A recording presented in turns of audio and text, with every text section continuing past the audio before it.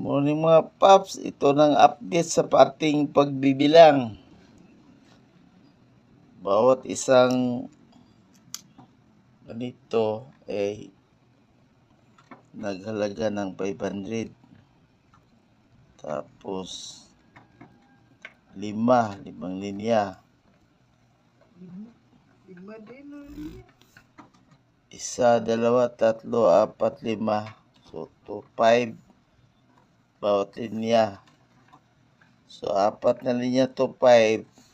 Naghalaga yung 10,000. Tapos may isa pa. 500. 10,500. Tapos nitong papel, 3,000.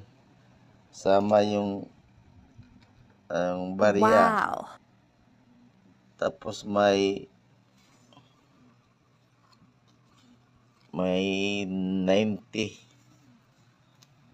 So, kabuuan lahat, ang total 13,590.